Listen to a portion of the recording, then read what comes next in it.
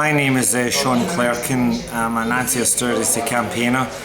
I have been charged with 3 charges in relation to breach of the peace and being on private property.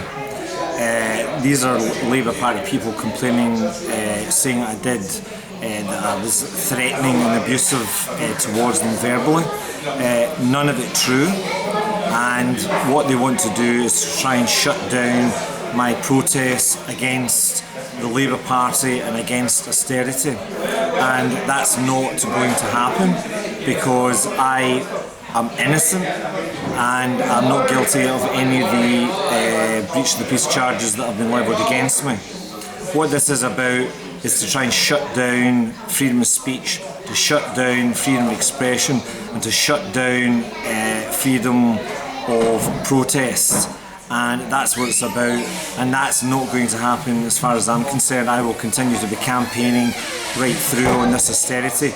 The violence and the threats and the abuse that have been committed are against the working class, against working class people by the Conservative government and by the Labour lackeys who are the Red Tories, who voted for £30 billion worth of cuts with the Tories recently, and also on the last 14th of November voted for a welfare cap.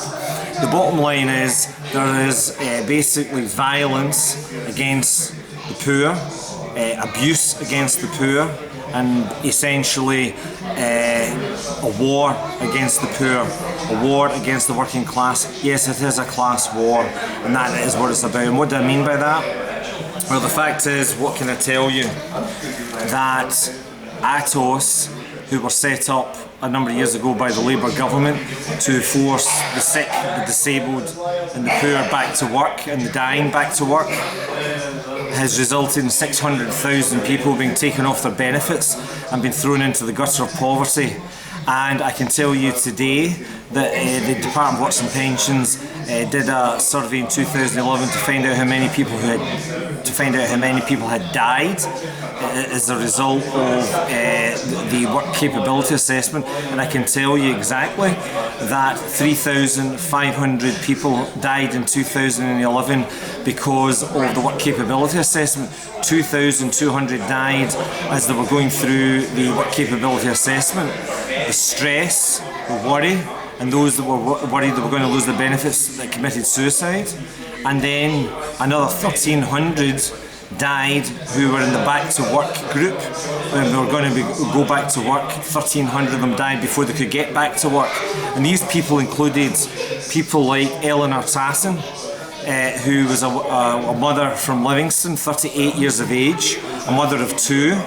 And essentially she was past fit to work, and she died of a brain tumour 5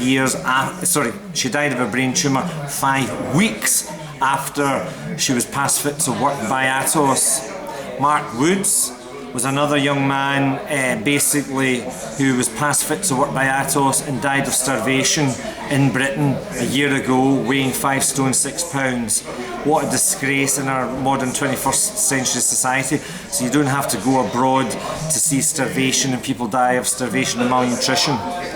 Stephen Carson died of a heart attack only 2 streets away from 29 Cadogan Street, where Atos said he was fit to work, and he died of a heart attack. He was 23 years of age.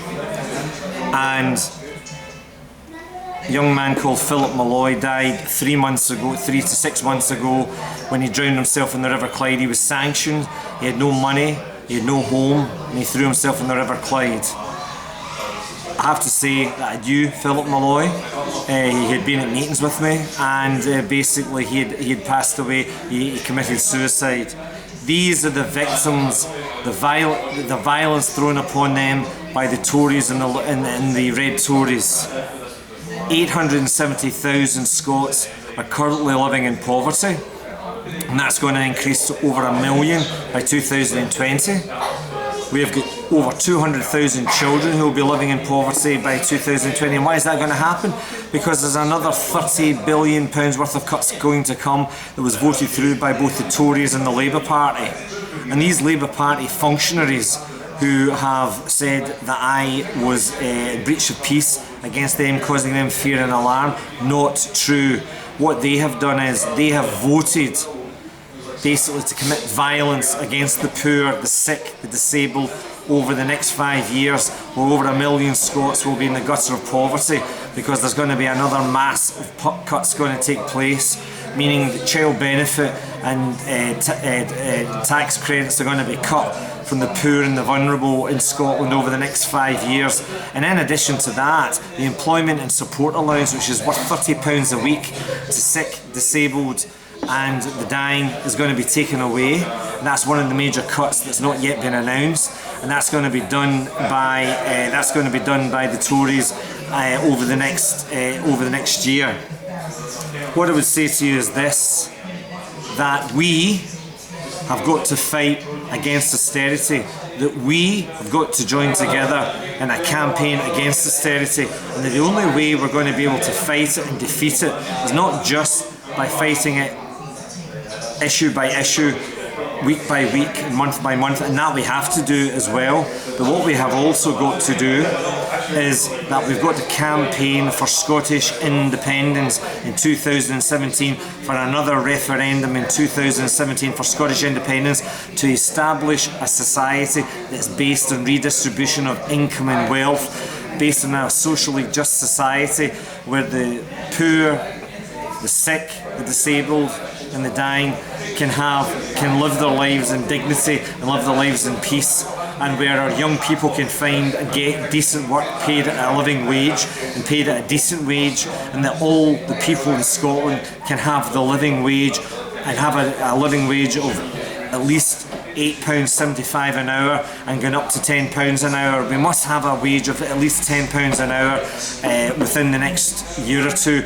We must have independence in Scotland to have a socially just society, because what's going to happen is if we stay with the Union, we're just going to have the Tories in power forevermore, implementing misery and implementing poverty on the working class in this country. Don't forget there is a class war that's been implemented by the Tories and been implemented by all the political parties in Westminster. And what I would say to the Scottish National Party, and to Nicola Sturgeon in particular, is that we must have that independence, and we must have that independence through a referendum in 2017. And I say to the MPs that were recently elected, the 56 out of 59, do what George Kerrivan did. Go on a wage of the average worker of £27,000 a year, and don't take the £67,000 a year in salary.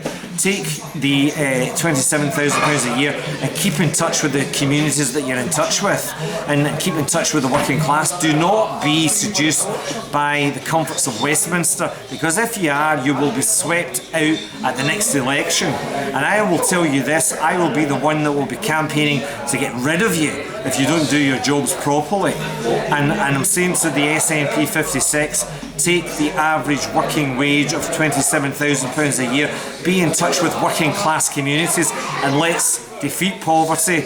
Let's have independence for Scotland, and let's have socialism in Scotland for 2017, and let's have a referendum where the majority vote yes for Scotland and for independence and social justice and a socialist Scotland.